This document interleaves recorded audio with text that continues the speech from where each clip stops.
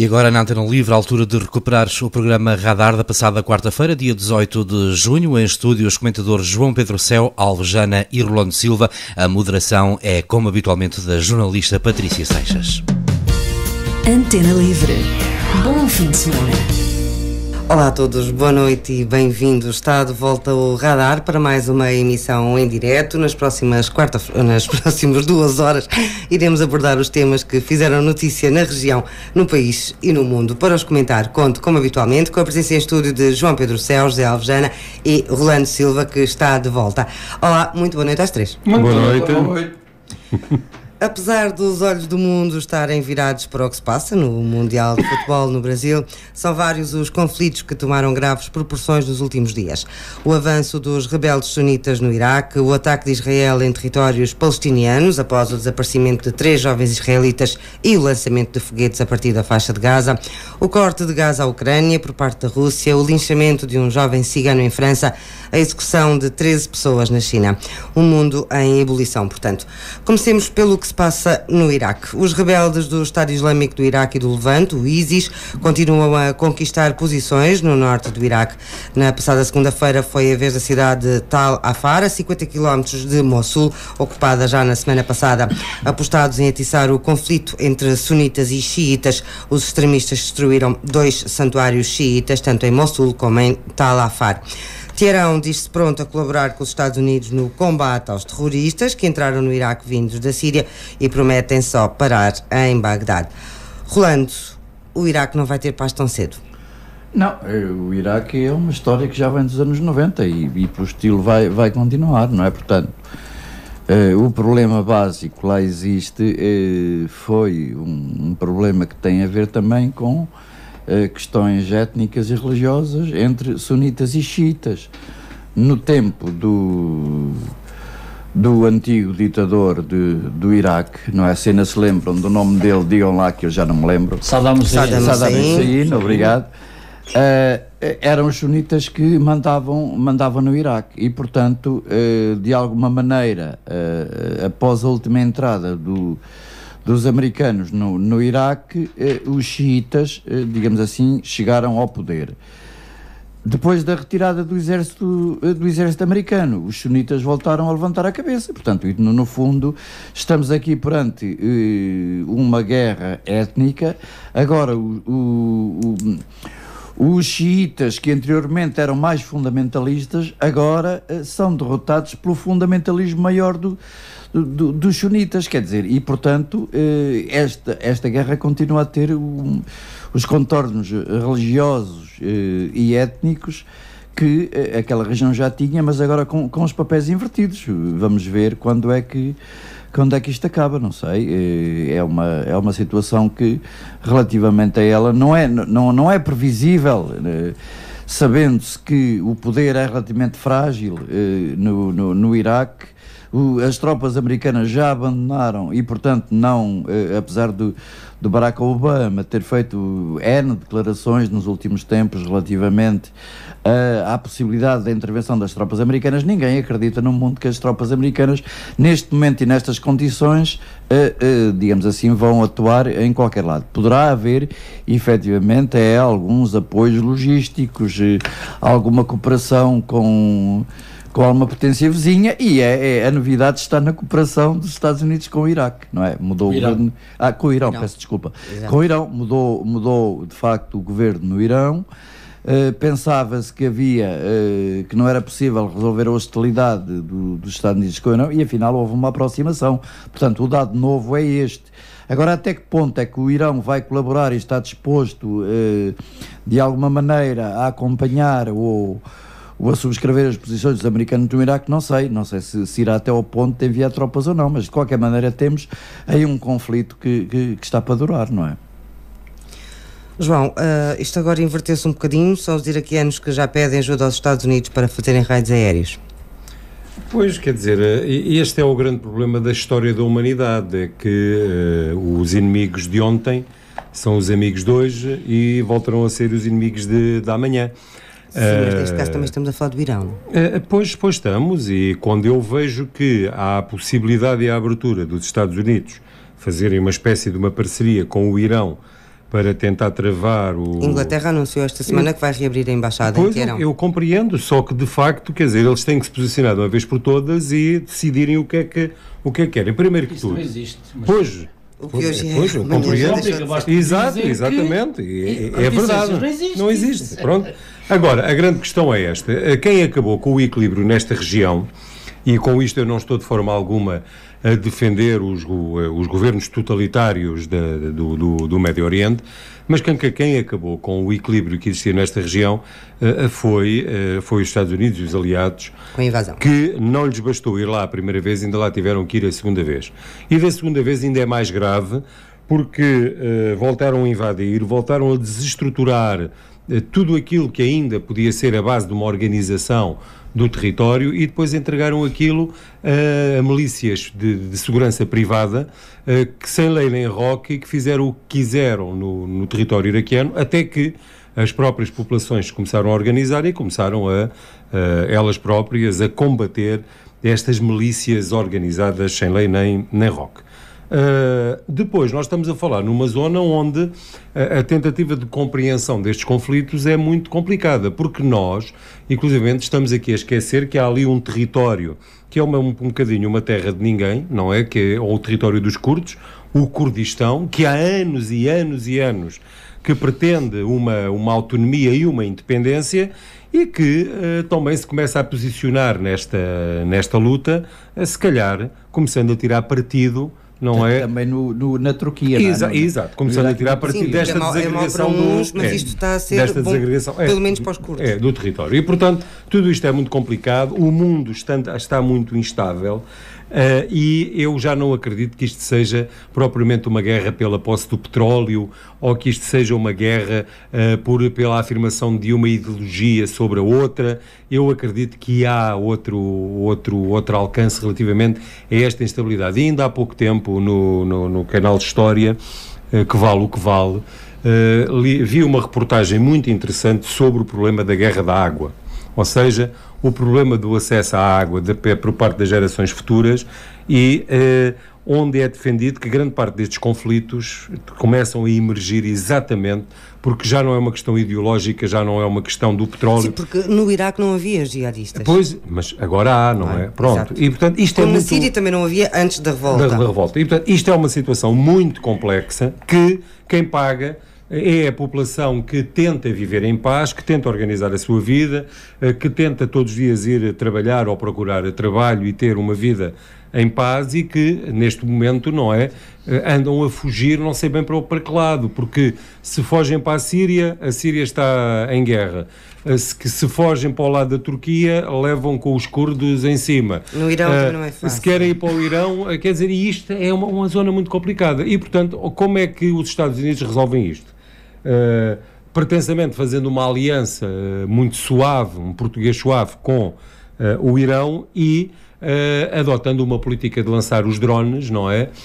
No território, bombardeando indiscriminadamente aqui e acolá, matando guerrilheiros, mas também matando pessoas inocentes que muitas das vezes servem como escudo a estes próprios guerrilheiros. E, portanto, isto é uma coisa que não tem fim, e o pior de tudo isto é que eu já me preocupo com aquilo que se passa neste lado do mundo, não conhecendo este lado do mundo. Mas o que me preocupa é que isto, mais dia menos dia, pode atravessar o Mediterrâneo e chegar à Europa. E depois Eles não sei como cá. é que... Sim, esse é o problema. Muitos. Eles estão cá, ainda não acordaram. Ou então estão a acordar devagarinho. Ou estão não à é? espera. Ou estão à espera. E isso é que é o grande... Para mim ainda é o problema maior.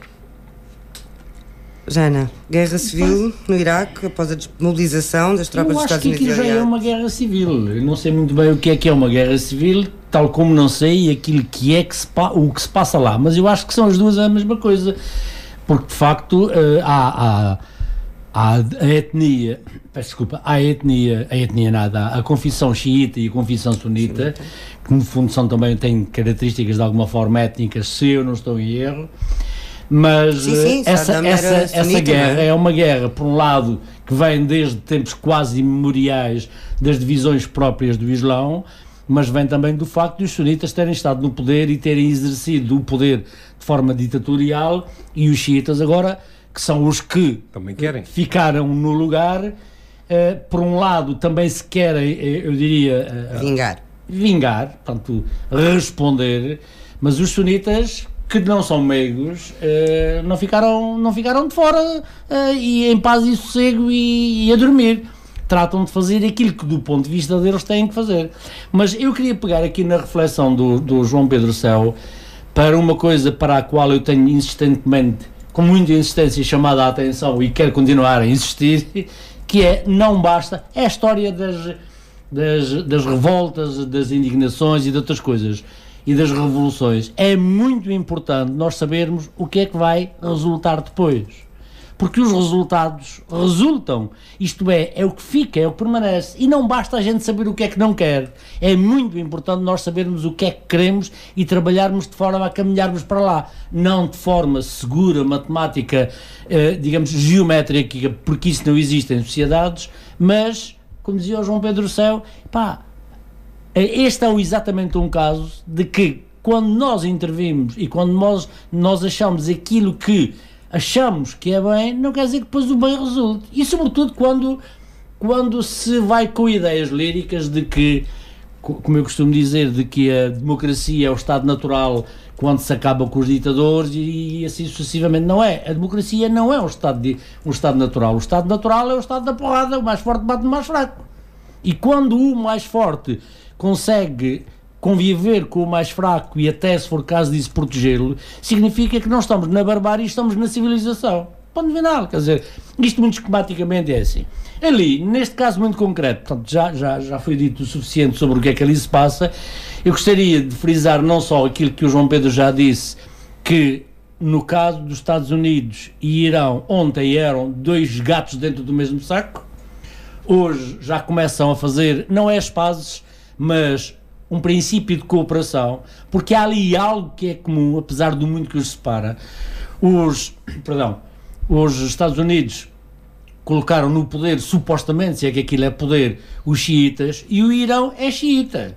Portanto, o Irão tem que estar do lado daqueles que estão supostamente no poder. Mas foi este regime iraquiano que também cedeu soldados para Assad. Não percebi, peço desculpa. Foi este regime iraquiano que também cedeu muita gente, muitos homens, muitos soldados para a revolta, para tentar controlar a revolta na Síria. Não foi assim há tanto tempo, foi agora para Assad, para esta guerra. Portanto, mas isso é outra história. Já andavam a par. O Irão tem uma pretensão que é de ser uma potência regional. E quando os Estados Unidos intervêm no Iraque e companhia, é no fundo para desestabilizar, muito mais até do que implantar a democracia, mas o que interessa é, por um lado interessa o que eles dizem, por outro lado o que eles fazem. O que os Estados Unidos essencialmente queriam era desestabilizar aquela zona para que não houvesse ali uma potência regional a dominar aquilo. Porque uma potência regional, ainda por cima do tipo do Irão, era um bico de obra para os Estados Unidos. E para os Estados Unidos é muito mais fácil, muito mais interessante aquilo andar tudo em guerra do que ter aquilo tudo em paz e o Irão a dominar. O problema foi exatamente esse. Agora é outro. E portanto o que eu estava a dizer é, por um lado, os Estados Unidos começam um princípio de aproximação com o Irão e vice-versa, mas o aliado natural dos Estados Unidos é a Arábia Saudita, sim, que está a apoiar e a financiar aqueles que neste momento são os rebeldes. Exatamente. E portanto, se nós estamos a ver os Estados Unidos a aproximarem-se do Irão, não estamos a ver nada, que eu também não estou a ver nada relativamente à Arábia Saudita, mas alguma coisa há de estar a acontecer. Já houve acusações da parte do Iraque que seria a Arábia Saudita a financiar esta revolta, não é? A gente sabe, eles são sunitas, exato, os que estão a atacar neste momento também são, e portanto não é preciso vir alguém dizer. O que eu não faço ideia, porque não está sob os holofotes, é como é que estão a decorrer as relações diplomáticas entre os Estados Unidos e a Arábia Saudita, exatamente, porque se num lado estão aparentemente a começar a consertar as coisas, do outro lado, digamos, não podem estar em fase de lua de mel. Por outro lado, só essa observação, já referiram também, há aqui um terceiro polo que é a Turquia, que também tem pretensões de hegemonia naquela zona, apesar da casa andar quase a arder, mas a Turquia, o papel que quer desenvolver nesta zona e portanto há de andar também lá a fazer qualquer coisa, não sabemos o quê, e depois o problema dos curdos que tem um papel aqui, mas tem o problema da Turquia também que nunca foi resolvido, nem vai ser resolvido tão brevemente conforme parece. E quanto a esta questão que o João Pedro também levantou, de que estão aqui muito perto da Europa. Bom, há duas coisas. Estão mais perto do que parece à primeira vista. Estão mais perto, por um lado, porque... E vamos começar pelo outro lado. Porque, por exemplo, a principal refinaria do Iraque já fechou porque os estrangeiros tiveram que dar à sola. Exato. É uma expressão técnica e popular. E, portanto, nós não sabemos como é que esta guerra vai influir no mercado do petróleo, e podemos de hoje à manhã ver aumentar mais uma vez o preço do crudo e, portanto, entrar...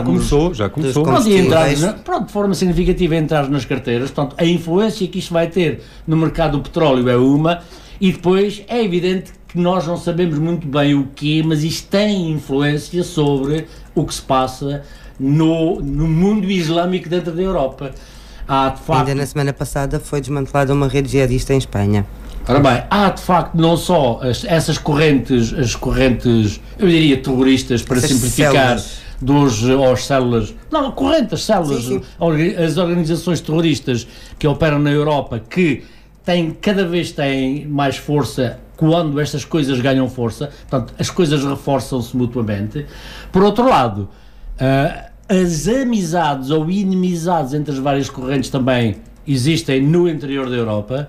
E depois, se os sunitas mais violentos ou os xiitas mais violentos ganham força, os seus simpatizantes aqui ganham força também. Ganham força, crescem. Vamos ver qual a evolução que as coisas vão ter. Não é porque esta matriz europeia está muito mitigada, porque nós formos às grandes capitais europeias, o que nós vemos é mulheres vestidas com véus de alto a baixo, homens com turbantes, não é? Não vemos, é muito difícil vermos grupos de pessoas que se identificam com aquele típico europeu, por isso não por é? Ter cão, por isso por não ter, porque assim, agora se calhar estão a reparar que é um perigo iminente, porque eles estão cá e não são tão poucos quanto isso. Sim. Não é? Mas nem falar em extraditar ou em expulsar... Mas repare, eu não estou a dizer... Nós temos uma importante comunidade islâmica, por exemplo, em Lisboa. Eu não estou a dizer que eles estão cá... São sunitas. Pronto. A comunidade que em Lisboa está organizada à volta da... Como é que se diz? Da mesquita. Muito obrigado. É uma comunidade sunita. Então, não estou eu com isto a dizer que eles estão cá para criar instabilidade ou para instalar na Europa uma matriz muçulmana, não. Mas também não sabes. Pronto, e o problema é este, quer dizer, não vá o diabo lembrar, não é? E isto é muito complicado. Mas aqui deixa-me lá só fazer uma observação. Eu já digo qualquer coisa também. Há aqui duas coisas. Uma coisa é a cabeça, outra coisa é o corpo. O facto, queria eu dizer, o facto de uma mulher andar vestida à muçulmana, entre aspas, passa esta falta de rigor, não quer dizer que a cabeça dela seja terrorista. Terrorismo e muçulmano não são sinónimos. Óbvio. Ponto 1. Em segundo lugar, eu estou a olhar para Portugal também, mas vamos de França, que é uma das coisas que são mais violentas neste momento. Não há nenhuma distinção de direito entre um francês, chamamos-lhe ocidental ou ocidentalizado, sim, cristão, judeu, como é que se diz, luterano, sim, e muçulmano, certo? Um francês muçulmano tem os mesmos direitos que um francês católico ou luterano, exatamente, ou ortodoxo, ou o que quer que seja. E, portanto, isto cria problemas do ponto de vista da filosofia, da igualdade, do problema prático da convivência entre pessoas de concepções diferentes e de direito civil. O que é crime? É crime. Ser de uma religião diferente não é crime nenhum.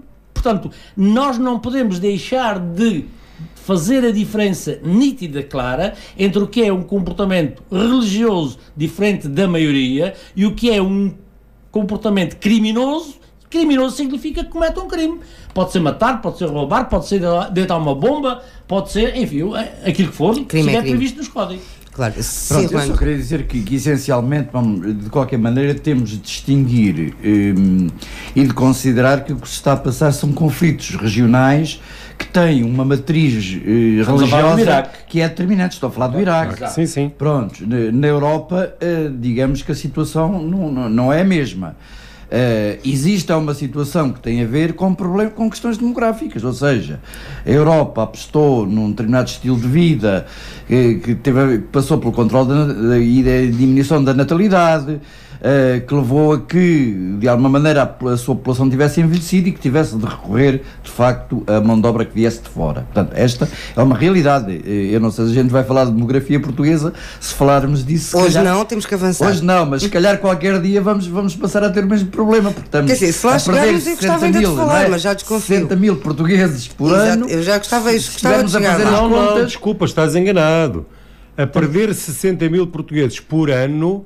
Na imigração, que se ausentam por um período superior a um ano. O saldo demográfico é 100 mortes para 80 nascimentos, portanto estamos a perder 20. Mas cuidado com essa estatística, que a estatística é mais grave. Podemos tentar chegar lá mais tarde. Não iremos lá, mas essa era só para dizer que, digamos, que aqui, a presença dos muçulmanos na Europa está ligada à questão da diminuição demográfica na Europa, que Portugal está a acompanhar com algum atraso e que noutros países, digamos, já se deu antes.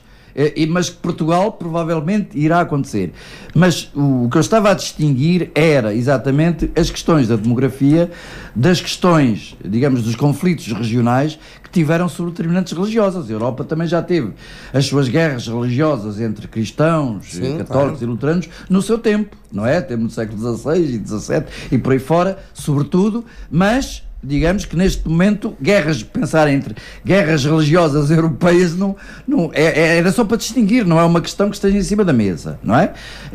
Mas de qualquer maneira, estes conflitos regionais têm uma componente decisiva que está no fator religioso, não é? Sem querer comentar, e dado que certamente vamos sair deste tema, estamos a falar de conflitos no mundo, não esquecer que a coisa se está a agudizar na relação entre a China e o Vietnã. Aqui também não anda nada lá para aquele lado. Não. E também tem a ver com o petróleo e outras questões. Exatamente. Claro, petróleo, água, são sempre essas questões que estão, não na base de tudo. Provavelmente indo lá teremos que ir uma destas semanas. A ameaça da Rússia foi cumprida esta segunda-feira e fechou a torneira do gás para a Ucrânia. Moscovo cancelou o fornecimento de gás depois de Kiev ter falhado o pagamento de pelo menos uma parte da dívida que devia ter sido paga até essa manhã. A partir de agora, a Ucrânia tem que pagar o gás de forma adiantada, o que pressupõe o corte imediato do fornecimento do combustível ao país vizinho. O primeiro-ministro ucraniano garante que existem reservas de gás suficientes para assegurar um abastecimento regular até dezembro. Tendo em conta que a Ucrânia fornece 15% do gás consumido na Europa, o mediador europeu das negociações já apelou a novas conversações ainda este mês. João, vai ser a Guerra Fria, neste caso, na verdadeira acessão da palavra, de volta à Europa, não? Não, eu por acaso achei interessante um secretário de Estado, penso da Energia, português, que ficou todo contente por causa do conflito da Ucrânia com a Rússia, que fechando o canal do gás natural, o fornecimento abria a Portugal e à Península Ibérica. Sim, nós temos um gasoduto novo, não é? Ora, eu compreendo o que é que o senhor queria dizer, mas dizê-lo... Enquanto tosses, diz o povo, mal de muitos é conforto de outros, não é? Não, está. E aqui eu não sei se ele já está construído. Mas dizê-lo daquela forma fica-lhe muito mal, porque, como é óbvio... Já agora, ninguém fica mal. Agora, como é óbvio, este conflito entre a Ucrânia e a Rússia vai abrir à Península Ibérica, e nomeadamente a Portugal, uma possibilidade que até há pouco tempo não era considerada, que é, primeiro que tudo, o gasoduto do Norte da África entra na Península Ibérica, vem a Portugal e vai pela Espanha, e nós temos uma central de gás liquefeito em Sines, que permite injetar gás natural no gasoduto e depois distribuí-lo para onde houver gasoduto. E, portanto, isto é uma oportunidade, efetivamente, uma janela de oportunidade que se abre a Portugal. Então, que... são boas notícias. Não, é verdade. Ora, mas isto também implica o quê? a assunção de que a política energética europeia esteve sempre errada, porque nós tivemos sempre, nós europeus, estivemos e estamos ainda muito dependentes apenas de um centro de fornecimento que era exatamente a Europa de Leste e a Rússia. E desde há muito tempo que se falava no seio da União Europeia a necessidade de fazer um investimento claro e evidente exatamente na construção de um gasoduto europeu, não é? Que permitisse retirar a preponderância relativamente ao fornecimento do gás natural da Rússia. E este conflito vem, ao fim e ao cabo, dar razão a quem defendia isto e vai obrigar a que a Europa se descentre de determinado tipo de objetivos e recentre esses objetivos exatamente na conclusão de um gasoduto que una efetivamente a Europa, toda a Europa, e que permita a chegada de gás natural de outros pontos. Sim, mas aqui estamos a falar de que têm que ser tomadas medidas a breve prazo. E o grande problema é que se andou a adiar, e segundo aquilo que eu me apercebi, o gasoduto ibérico não é compatível para já com o gasoduto europeu. É um bocadinho como o comboio, as linhas de comboio, não é? Em Portugal não é compatível com a espanhola e, portanto, tem que se mudar com a bitola, tem que se mudar de comboio para poder continuar a viagem. E penso que um dos grandes problemas tem que ser resolvido já no imediato é exatamente este. Mas isto vai recentrar Portugal do ponto de vista da política energética e vai-nos aproximar do centro de decisão da União Europeia. E, portanto, este conflito na Ucrânia vai, para nós, se nós soubermos tirar partido disso, porque, regra geral, nós depois é tudo ao lado, não é? Mas vir alguém do estrangeiro explorar isso. Talvez. Não, porque não. Nós, inteligentemente, temos uma infraestrutura para o armazenamento do gás que foi bem aproveitada e foi bem construída. Portanto, é preciso que, de facto, haja uma ligação que permita levar o gás natural da Península Ibérica para o resto da Europa. E eu penso, e neste caso, penso não estar a falar de cor, que o grande problema é o ponto de junção que não está feito. E tem que ser feito. Tem que ser feito. Isso há de ser só uma peçazita aí para mudar qualquer às vezes coisinha. É aí que está... Jana, se isto não se resolver a curto prazo, vai ser um inverno muito frio nesta Europa. Pois vai. Deixem-me só dar aqui alguma informação. Quando os russos tinham na presidência da Ucrânia o tal Yanukovych, que era um amigo, o dólar, para isso, o gás era vendido a $268 os 1000 metros cúbicos, 268. Como este presidente agora já não é nada amigo, o preço subiu para 485, ou seja, o dobro, números redondos. Agora, com estes namoros e com estas conversas, foi reduzido para metade da diferença, ou seja, 385.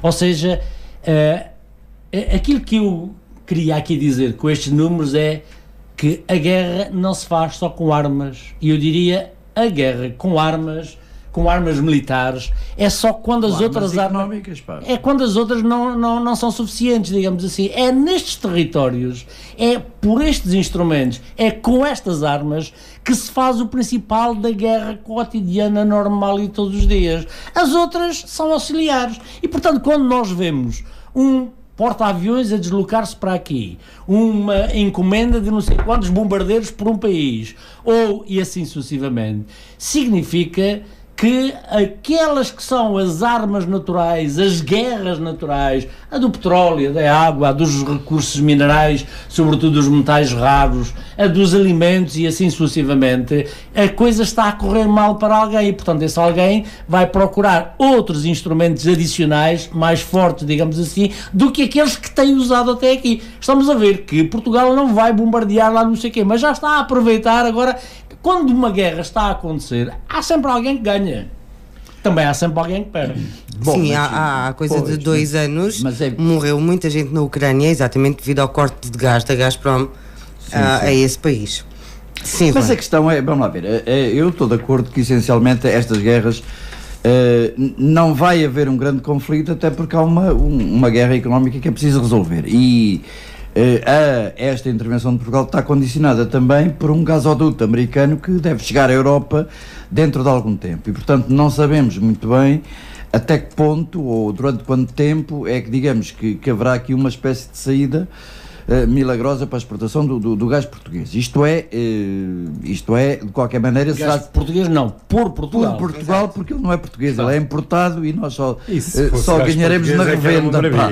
Pois, e ainda por cima é isso, nós não produzimos aqui nada disso por enquanto. Mas a questão, digamos assim, que se coloca em termos da conflitualidade, temos de ver que de facto não vai haver, de facto, não obstante ter havido algumas declarações um bocado complicadas do Obama ultimamente, aquilo era guerra em todo lado que o homem ia levar, quer dizer, não sei se agora era o Prémio Nobel da Guerra que ele queria ganhar depois do Prémio Nobel da Paz, mas de qualquer maneira toda a gente percebeu que aquilo não era para ser tomado à letra, que aquilo era, digamos assim, uma fonte de pressão diplomática e política mais do que propriamente o estar a preparar tropas para fazer uma intervenção. Não parece, digamos, que nesta situação vá haver em qualquer parte do mundo alguma intervenção significativa dos Estados Unidos, a menos que eu me vá enganar profundamente. E que aquele conflito que está neste momento na Ucrânia tem outras condicionantes e outras variantes que faz dele um conflito regional, mas que dificilmente será um conflito alargado. É óbvio que isto é complicado. E quem está a levar por tabela... Sim, mas o gás para chegar ao resto da Europa tem que passar pela Ucrânia. Não, mas o problema é que isto tem ondas de choque com a União Europeia e que isto não ajuda nada, digamos assim, a resolver os problemas que neste momento a União Europeia tem. Pronto, portanto, digamos que é mais uma situação relativamente à Europa dos 28 que deixa alguma preocupação, como é óbvio, não é? Só uma observação, a Rússia cortou o gás à Ucrânia, mas não à Europa, mesmo passando por lá. Portanto, o abastecimento à Europa continua a fazer-se. Exato, e isso ontem, eu creio, já houve uma explosão no gasoduto na Ucrânia, que poderá ser acidente ou não, porque ainda não foram averiguadas as causas, mas isso provavelmente a Europa não irá ser tão fácil assim o acesso da Europa ao gás. É normal que a Ucrânia queira puxar a Europa para este conflito, arranjando forma do gás não passar, não é? Quer dizer, isto é... infelizmente é assim. Sim, mas os negócios entre a Rússia e a União Europeia passam de tal maneira que vão continuar, não há aqui particularmente ao nível da Inglaterra e não sei o quê, portanto como os negócios vão continuar na wars, não é? Não vai haver guerras, não é? Como é óbvio.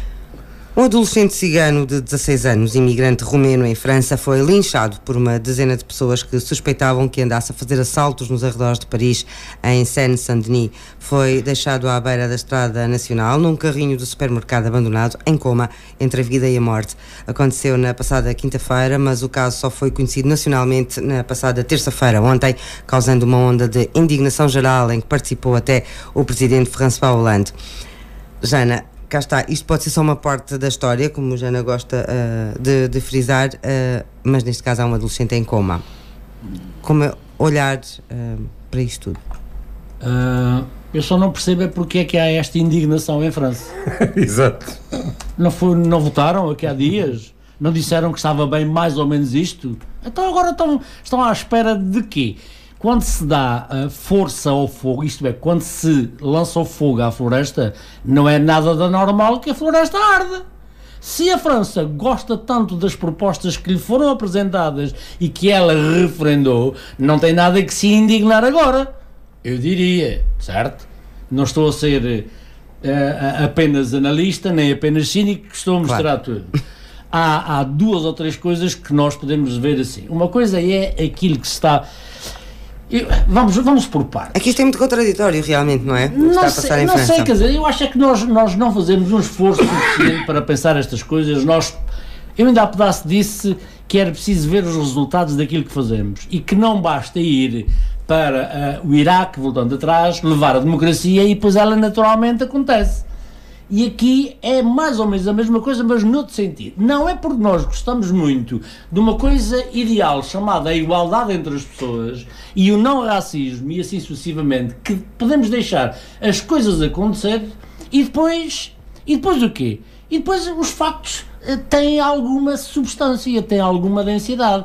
Quando nós vemos os acampamentos, em França, os acampamentos de romenos ilegais a multiplicarem-se, só em setembro de 2003 eram 394, acampamentos ilegais, quando nós sabemos que aquele tipo de acampamentos, do ponto de vista sociológico, do ponto de vista de facto, muitas vezes são ninhos de assaltantes, certo? Que incomodam, como diz o outro, se um romeno incomoda muita gente, 300 acampamentos, ou 200 e tal acampamentos incomodam muito mais, aliás 400 incomodam muito mais, ou seja, é verdade que do ponto de vista do direito, um cidadão europeu, seja da Roménia, seja de França ou de Portugal, é igual, ponto final, certo? Mas também é verdade que muitos dos romenos que por aí andam são de facto criminosos a atuar, e portanto, a facilidade com que as nossas sociedades não veem a diferença entre os princípios e depois alguns factos reais, objetivos, e não os combatem e não tomam mãos, fazem com que, ponto 1, as pessoas se queixem, ponto 2, queiram que alguém resolva os problemas. Sim, os franceses também se queixavam, e ainda há bom pouco tempo, que estas pessoas, estes romenos e estes muitos outros imigrantes que há em França, muitos deles ilegalmente ainda, mas que estavam a usufruir dos subsídios e disso tudo, e nunca tinham arranjado trabalho. Os franceses queixavam-se disso, não é? Mas isso é outra questão. Sim, mas eles existem. Sim, claro, aqui é uma questão muito mais de base, porque, de facto, há realidades objetivas. E quando uma pessoa num determinado sítio, num determinado local, tem uma relação conflituosa, tem uma relação, eu diria, dorida com uma determinada comunidade, seja qual for, é evidente que a pessoa olha e tem uma tendência natural para generalizar. E aqui é que é o outro problema. Porque uma coisa é os romenos, substantivo, eu diria, abstrato, porque significa qualquer pessoa que seja romena. Outra coisa são os romenos concretos, que às vezes em grupos assaltam e fazem sarilho.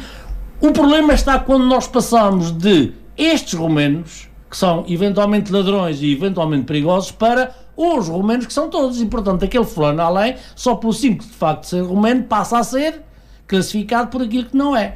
Esse é que é o problema fundamental, mas enquanto nós não formos capazes de atuar com eficácia junto de quem causa problemas, vamos aqui a Abrantes, por exemplo, Valdearranjo, ciganos. Uma coisa é os ciganos, e o facto de uma pessoa ser cigana não significa que seja violento, que seja ladrão, mas havia alguns aí que eram perigosos, ponto final, parágrafo, certo? Sim. E portanto, enquanto nós, com base num certo princípio, num certo pudor, não atuamos face àquilo que devemos atuar, porque há factos objetivos de crime, por exemplo, de violência objetiva, depois há de haver alguém a quem se socorre, é quem está disponível para, em nome de outros princípios, por exemplo, do racismo. Eles são todos assim, eles são todos assados. E as pessoas estão tão fartas, as pessoas têm tanto medo, as pessoas precisam tanto de ser aliviadas, que depois, evidentemente, confiam em quem, em quem lhes merece alguma confiança, pelo menos até prova em contrário.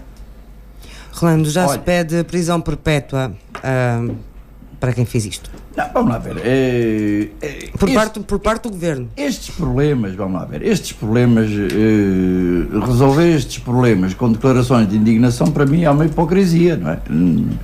Toda a gente sabe que isto é também uma forma de não assumir responsabilidades. Portanto, eu penso que estas questões, agora, de um ponto de vista diferente, mas contribuindo um bocado para a abordagem anterior que foi feita, estas questões têm de passar por levar a sério os problemas da integração das comunidades e não de alguma forma deixar que esses guetos se multipliquem, não é? Portanto, tudo isso é, digamos, um produto da multiplicação. Para isso à vontade, não é? Vamos lá ver, os portugueses, quando emigraram para a França nos anos 60, também viviam em guetos. E depois fez a sua integração normal, digamos, na sociedade francesa. Hoje... Mas é isso que faz a diferença, não? Não, mas espera, hoje quero dizer que a integração levou a que houvesse digamos, muito menos problemas, que tiveram a ver com desenraizamento, com, provavelmente, algumas situações mais complicadas. Agora, se não houver integração, digamos, se deixar crescer a esmo, digamos, estes núcleos potenciais, está-se, obviamente, a deixar que se expanda uma bomba que vai detonar com um determinado tipo de efeitos para a sociedade que são complexos. Agora, não me parece que, obviamente, que a resposta seja o racismo. Tem de ser necessariamente a integração. Agora, haverá políticas ou não de integração? Eu não estou em condições de saber o que é que tem sido feito em termos de procurar resolver este tipo de problemas, mas o que é certo é que cresce o racismo e cresce a violência, quer dizer, e eu pergunto porquê? Alguém me sabe responder? Porque uma das respostas é porque, tal como a democracia não é um Estado natural, a aceitação do outro diferente de mim também não é um Estado natural. Claro. O não racismo perante alguém que é de outra cor, que tem outro tipo de vestuário, que tem outro tipo de alimentação, tem outro tipo de hábitos, que choca com os meus, o racismo é a atitude mais natural. É preciso ser civilizado, é preciso cultivar os valores, quer da democracia, quer da convivência interracial, intercultural, etc., para que depois esse resultado seja o resultado de alguma coisa que se fez. Se isso não acontece, é normal. Quem é diferente de mim, quem é o oposto de mim, incomoda-me, ponto final. E o incomodado reage. Mas isso, voltamos à história do problema das mentalidades, e eu creio que isso começa-se a trabalhar nas escolas. A questão das mentalidades é uma coisa muito complicada, elas não mudam numa geração, nem em duas, nem em três. Isto é um trabalho lento e não pensamos que há alguma medida com a eficácia que quer dizer que se consiga fazer para mudar uma situação de um dia para o outro. É óbvio. E daí a importância também de se tomar posição nestes casos. Portanto, o facto de haver uma onda de indignação, agora um pouco ao contrário daquilo que eu disse, é importante porque não foi 80% que votou no menino Le Pen ou na menina Le Pen, foram ao contrário 20%, já estou a 20 e tal, 25% ou o que é que foi, portanto 65, 25%. É muito importante, nem que fosse só 10% ou 5% ou até uma única pessoa, era importante que essa pessoa afirmasse, há outros valores, há outra forma de atuar que não esta. João, este é o resultado... o João ainda não falou, peço não, ainda não. Mas faz favor. Do aumento da violência contra os ciganos e imigrantes em França. É evidente que todos nós temos ou experiências traumáticas ou conhecemos pessoas que passaram experiências traumáticas com as pessoas da etnia cigana. Mas eu estou farto de dizer, eu vivi muitos anos na Costa da Caparica, e na Costa da Caparica há um bairro, chamado o bairro do Pica-Pau, já à entrada da Almada, onde a maior parte da população que ali vive é a população de etnia africana. E aí, como há poucos ciganos, não é? Os conflitos são com a população da etnia africana. E durante muito tempo... Etnia não, exatamente. E durante muito tempo... São africanos. São africanos. E durante muito tempo, na própria... Sim, há africanos de muita outra cor. Exato. E durante muito tempo, na própria Costa da Caparica, numa zona mais, um bocadinho já mais afastada do centro, o advento do crescimento económico na década de 90, do século passado, atraiu uma grande quantidade de população brasileira que viu ali na Costa da Caparica uma espécie do Rio de Janeiro, não é? Portanto, o calçadão, a praia, a areia, e depois trabalhava aqui e acolá. Só faltava a favela, portanto. Era. Não, mas eles trataram de as criar. E, como é óbvio, não era o cigano, não era o preto, era o brasileiro. E, portanto, como é óbvio, eu quando ouço estas coisas venho sempre à memória que, de facto, o grande problema, e o Rolando disse-o, é o problema da integração, não é? Porque muitas das vezes esta população chega, instala-se, começa tudo a assobiar para o lado, e depois quando eles começam a agir aqui e acolá é que nós nos lembramos, eles estão ali e nós agora temos que fazer qualquer coisa para resolver o problema. O caso da perseguição dos ciganos em França não é caso único, não é? E, portanto, nem novo. E não é novo. E uma das coisas que me faz orgulho em ser português é que, de facto, nós a esse nível, e eu ainda, da semana passada o disse, apesar de termos ainda um sentimento racista, não é? Mas nós conseguimos integrar e conviver com este tipo de grupos étnicos de uma forma espetacular. Quando atravessamos a fronteira... Damos bem com todos, não é? É verdade. Quando atravessamos a fronteira e então quando passamos os Pirineus lá para o outro lado, as coisas começam a ser extremamente difíceis. E isto demonstra, no meu ponto de vista, a crise económica que estamos a atravessar e, em situação de crise económica, estes grupos étnicos minoritários são os primeiros a pagar a fatura e demonstra a incapacidade no quadro da União Europeia, primeiro, de criar condições para fixar esta população nos seus territórios nativos, neste caso na Roménia, na Bulgária e por aí fora. Segundo, a incapacidade que a União Europeia tem neste momento, porque não há dinheiro, de promover a integração destes grupos étnicos e destas comunidades. E a sustentabilidade. Como é óbvio. Isto tem que dar este tipo de situações. É óbvio que eu condeno qualquer tipo de justiça popular.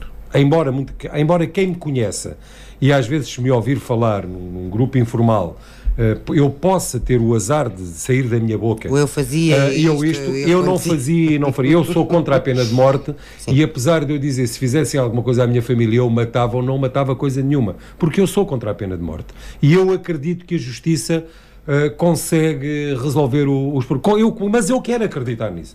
E, portanto, sou contra qualquer forma de justiça pela mão do povo. E, portanto, acho que quem fez isto àquele cigano, independentemente, ele até podia ser aquele cigano na perspectiva do Jana. Mas, na perspectiva do Jana, não é? Porque o facto de ser cigano não é criminoso, mas ele podia ser aquele. Exatamente. Mas isto não dá o direito a ninguém de lhe darem uma tareia e de deixarem à beira da morte. A justiça tem que atuar. Mas só para concluir... E não foi um ninguém, foram cerca de 10 ou mais ninguém. Como é óbvio, porque os animais atuam muito melhor em grupo, não é um sozinho, não vai lá, tem medo que o cigano seja daqueles que de facto reage. Mas só para que nós compreendamos o que estamos a falar, todos nós acusamos que em Abrantes há um problema de insegurança, ou pelo menos havia um problema de insegurança. Nestas festas, não é? Não houve um problema de insegurança.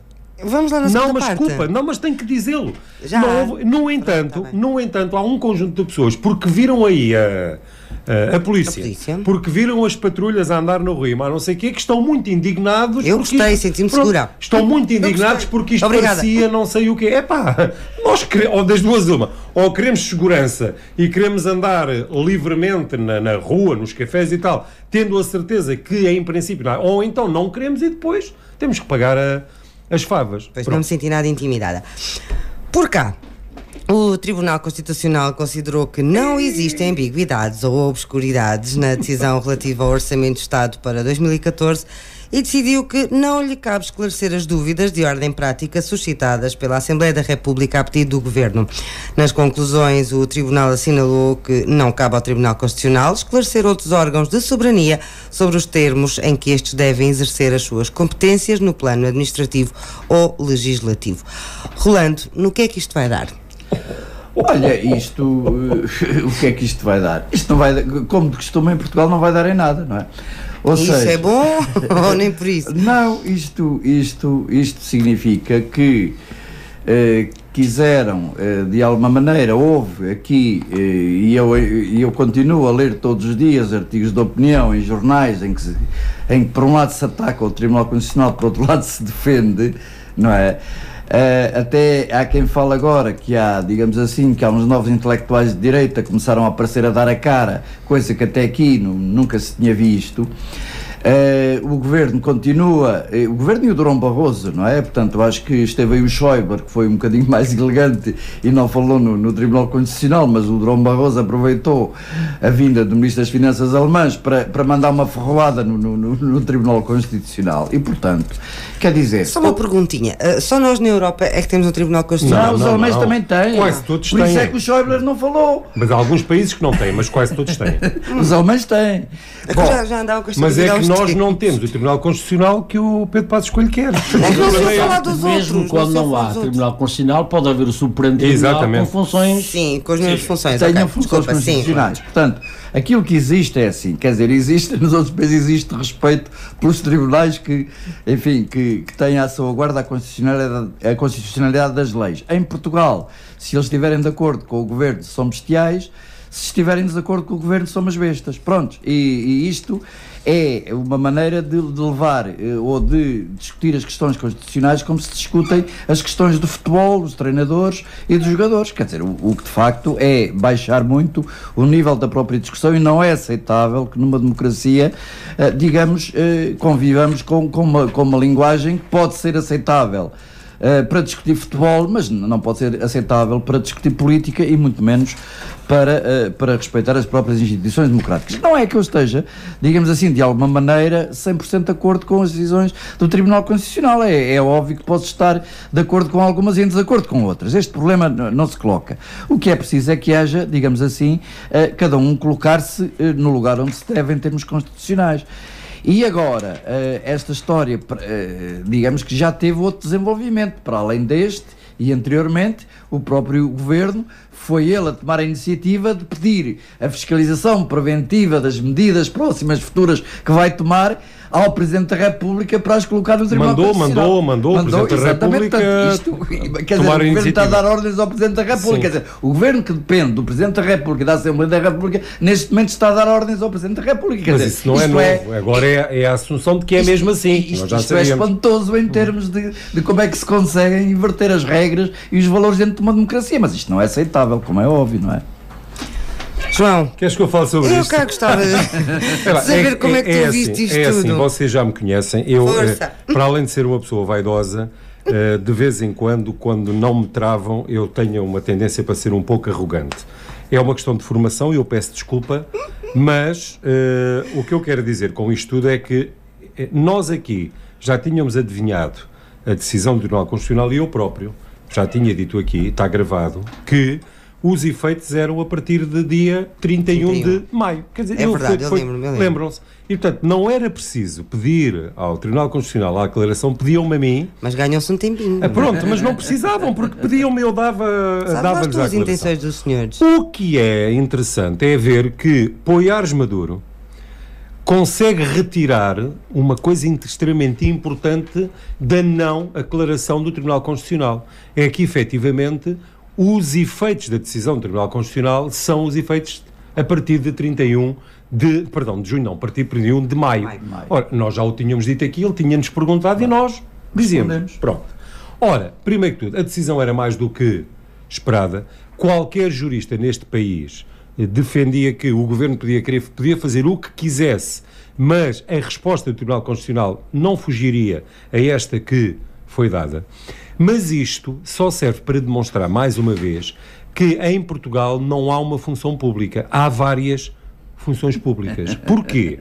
Porque a ideia que eu tenho, eu sou funcionário público há quase 30 anos e sempre me habituei, nos anos em que me pagaram o subsídio de férias, sempre me habituei a receber o subsídio de férias em junho. E, portanto, aliás, a própria lei que regula o pagamento do subsídio de férias diz que o subsídio de férias é a compensação igual ao vencimento auferido pelo funcionário no mês de junho. Mas como nós temos várias funções públicas no país, há funcionários públicos, eu penso que das empresas públicas, não é? Que recebem o subsídio de férias quando lhes apetece, fazem um requerimento e pagam-lhes o subsídio de férias. Bem, independentemente de tudo, não devia de ser assim, porque eu acho que o grande problema da função pública e do funcionamento público não é a incompetência dos funcionários públicos, é haver várias funções públicas no Estado. E, portanto, isto não tem que acabar de uma vez por todas. Ora, então o que é que acontece? Como é que nós vamos castigar, não é, aqueles que já receberam o subsídio? Então a decisão é uma decisão que, de facto, é brilhante. Os que já receberam e não têm direito a receber mais. A mais nada. Ora, como é óbvio, e eu agora vou dizer isto mais uma vez, que é para daqui a uns tempos eu poder dizer, olha, já tínhamos dito isso. Qualquer funcionário público que vá para tribunal com isso, e não é preciso o funcionário ir, basta irem os sindicatos, que vá para tribunal com isto ganha sempre, exatamente porque o subsídio de férias, eu volto a frisar, reporta-se ao vencimento que o funcionário ofere no mês de junho. Se pagaram antes, não é? Não o deviam ter pago e têm que pagar, fazendo a referência ao mês de junho. Portanto, é tão simples quanto isto. E, portanto, qualquer funcionário público que vá para tribunal vai receber meia dúzia de questões, mas acaba por receber porque, de facto, qualquer juiz, não é? Lhe dará razão. Ora, mais uma vez, vai comprar uma guerra que não faz sentido nenhum. E eu estou em crer que há, de certeza absoluta, que tem que haver juristas no governo que percebam aquilo que eu, que não percebo nada disto, estou a tentar dizer. Porque não pode haver uma situação de desigualdade no pagamento de funcionários, no pagamento aos funcionários públicos. Portanto, das duas, uma. Ou se paga a todos pelo vencimento antigo, ou se paga a todos pelo novo vencimento. Não pode haver uma situação de desigualdade. Mais uma vez, andam a desviar um facto, e qual é o facto? É que levaram sopa outra vez do Tribunal Constitucional. Eu fico por aqui, nem vou falar nessa história, nessa ordem ao Presidente da República, não vou falar nisso, de facto, já é demasiado humilhante para ser verdade. Jana, como é que viu esta não aclaração do Tribunal Constitucional? Não, foi mais do que uma aclaração. Para já não liga muito a isso. Acho que fez bem. Em segundo lugar, deu-me um pouco a ideia que o Tribunal Constitucional instou um mosquito. Pois. Que lhe pousou sobre o ombro. Como dizia o outro, não me meto com cachorros, como diz o outro. Foi uma espécie de uma expressão popular, uma bofetada com luva branca. Mas eu não percebo muito bem porque é que há tanta indignação com essa falta de respeito ao Tribunal Constitucional, quando nós olhamos à nossa volta e já, agora exagero eu um bocadinho, já ninguém respeita ninguém e acha-se no direito de não respeitar. Muito menos instituições. E eu não vou repetir o que disse na semana passada porque não é preciso. Porque quem não ouviu, já estou como o outro tivesse ouvido, Tem duas hipóteses, o radar é o que está a dar. É o que está a dar. Ponto final. E está no ar às quartas e aos sábados. Ora, tiveram muitas oportunidades. E não é preciso repetir porque as coisas não significam mais, não têm mais força porque nós as estamos a repetir. Ponto final, parágrafo. Então, mais nada a este respeito? Não, então aí chega, não é? Então vamos para um breve intervalo. O radar volta dentro de poucos minutos. Até já.